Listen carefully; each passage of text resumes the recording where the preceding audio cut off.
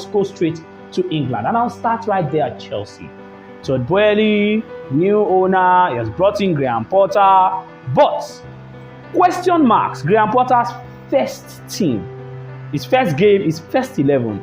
Question marks. Thiago Silva and Cesar Azpilicueta in central defense. When you had Koulibaly and Fofana on the bench, a lot of people have questioned that decision, saying maybe that would have been one of the things that costs Chelsea, not really picking up all 3 points in that game. Do you agree? I think he's a new manager, and I expected more from him simply because he had time. Come on. The Premier League game that was supposed to hold that weekend did not hold because of the Premier League wanted to pay respect to the Queen of England, Queen Elizabeth II, who passed away just some few days ago, and which meant he had time. And it was his first game. I won't judge yet. I don't think one game is enough to judge him yet. Though we've seen 2 games, we also saw him in the Champions League. It was his first ever Champions League game as a manager. And the things I just think Chelsea could have done better. In fact, it's just one game. Yeah, that's the Champions League. Yeah. He has not played in England. His first Premier League game ought to be against Liverpool. Yeah. And it's been postponed. Yes. But you look at Graham Potter, just the same thing I told a lot of fans that were expecting maybe a manager bounce, maybe something very much different from what Thomas Tuchel was doing. Graham Potter is another kind of Thomas Tuchel, but not at the same level with Thomas Tuchel. Of course, you cannot compare both managers alongside each other. One is bigger than the other, and of course, Thomas Tuchel is that one that is bigger than the other. But for Graham Potter, he also likes to exploit a lot of options, a lot of formations. Before he left Brighton and Hove Albion, Mac Allister played 4 different positions.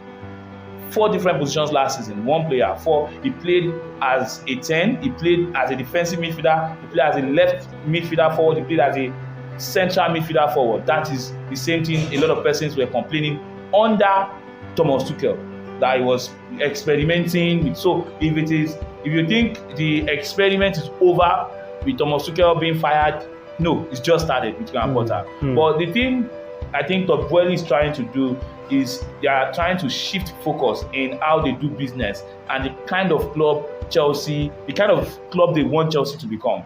Unlike the previous era under Roman Abramovich, where it's just all about winning the trophies and buying big.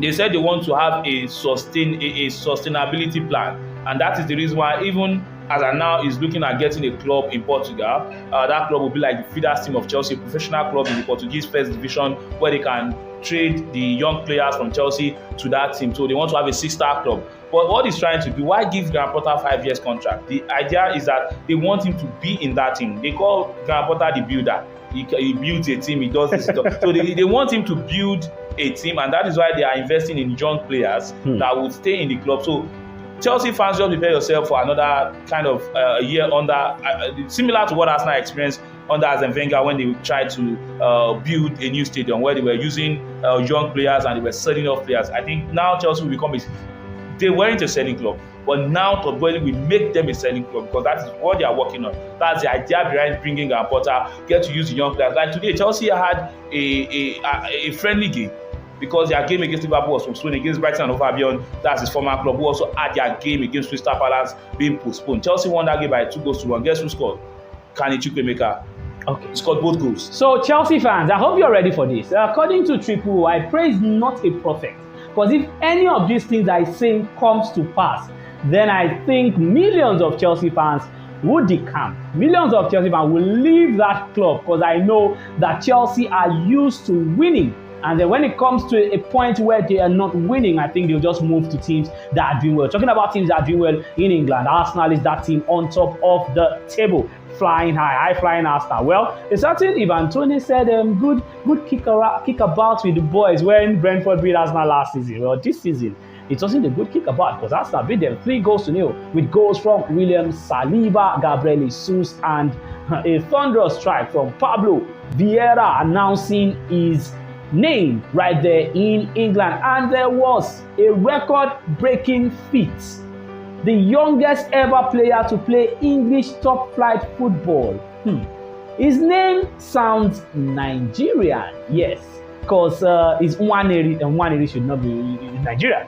But good one for Arsenal. Arsenal right now, top of the league, and they look like the real deal. Yeah, they look like the real deal. It's now a matter of how long they can sustain it, because it is one thing for you to be on top, it's another thing for you to be able to sustain. If we talk about sustainability, I think Manchester City defines the word sustainability. For Arsenal, the mood is good. Yes, they lost to Manchester United. That is the reason why United fans will just let them be. They just keep, beefing Arsenal fans because they wish they can be where Arsenal fans are. But United will never get to where Arsenal is currently. Right now. When it comes to history, they don't be mixed. No, because Man United are. When it comes to history, Champions League, they are not mixed. Do you know what? Let history remain history.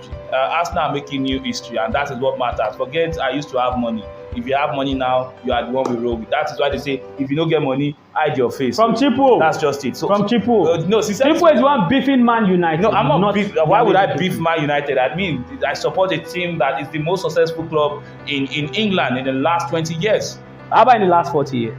That's for whole people, man. That's for in the last 20 years. Come on. Okay, 2 more questions before we call it a wrap on this edition of Football Anywhere. Everton, they beat West Ham earlier today. Alex Iwobi, another assist. And in an interview last week, he was talking about how he had not allowed, the negative criticism get to him. He just focused on his game. And we can see that happen. We can see that, translate in his gameplay. And you're watching Iwobi, it's as if you are watching a reborn player already.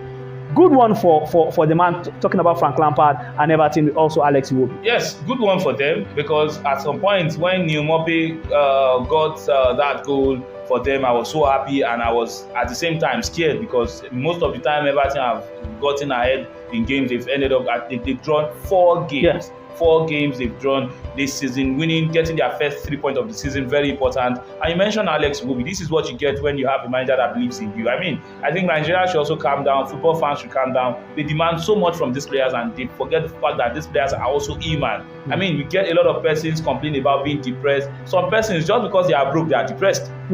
So how much more a person that is working so hard and maybe not getting things right, and instead of you to be giving that player a word of encouragement, you keep bringing the player down. I'm saying this to all Nigerian fans out there. It's not easy, because nobody's perfect. Some of these fans, I know some persons might hide under the umbrella of, no, it's my job, you come to my field. Nobody's perfect. Even if you ask some of these persons in their field, are they also blameless? Are they also flawless? And for Alex Iwobi, a flawless performance he had today. Fantastic. Gave the assist to Nwaneri. His 3rd assist of the season.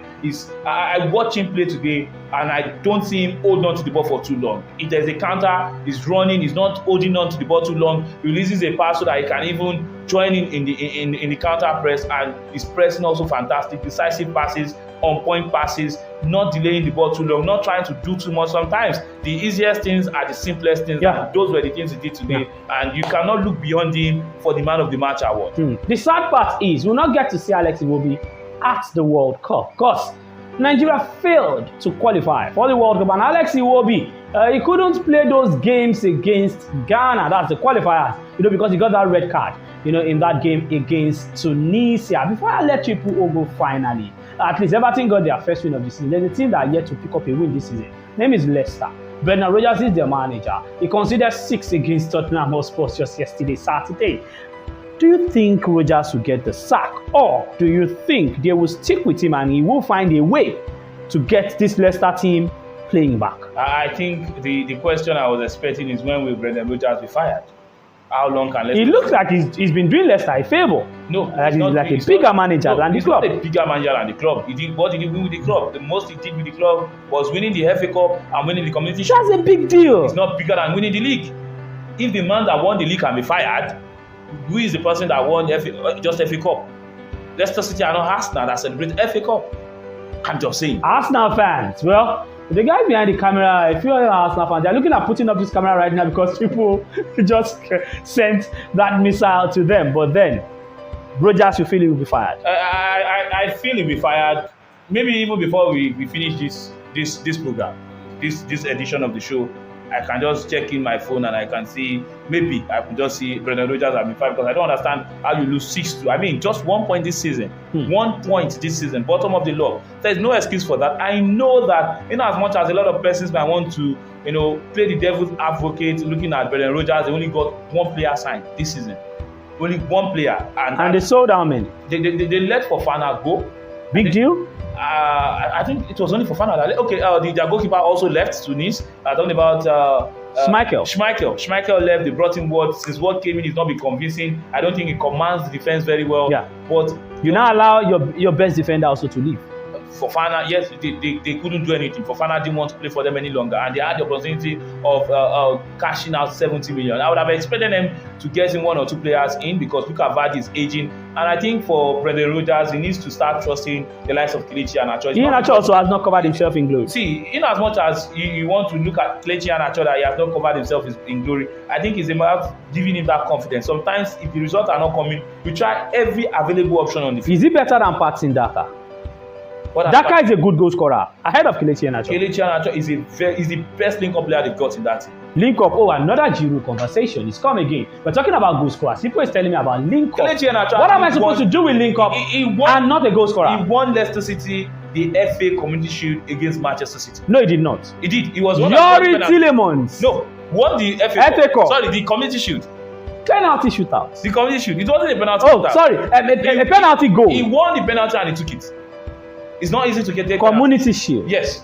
Imagine Triple saying a few minutes ago that what did Brendan Rodgers win? Is it not just FA Cup and Community Shield? And right here, he's trying to defend a player who scored a goal in the community. Can you pick a struggle? Can you just pick a struggle? Can you pick a struggle? Now, for what I said earlier, that doesn't mean that Leicester City are a bigger team than Arsenal. That's not what because a lot of persons might try to misinterpret it. But what I'm just saying is, for Leicester City, the Premier League is start of this season. A lot of persons have tipped Nottingham Forest to get relegated because of the number of players they got in, selection problem. But I think Leicester City can do better. I know they've fallen. They were close to making the Champions. They were close to making Europe. Last season's European football was a cost to them, because since they were involved in the European competition last season, they were doing well to an extent, but in the league they were so poor, and they've continued in that manner. It doesn't seem like Brendan Rodgers has the answer to the question. I mean, if I can fire Thomas Tuchel, it's Brendan Rodgers. Let me clear my throat. People have said they will fire Brendan Rodgers. I don't think so. I feel he's a big manager. He understands the job. How big is he? And for a team like Leicester, they'll be happy how big is to have a man like that. Well, how big is I think that's the cue. Is he bigger than David Moyes? That's the cue. How big is the time that I have on this show? We are done. There's no more time again.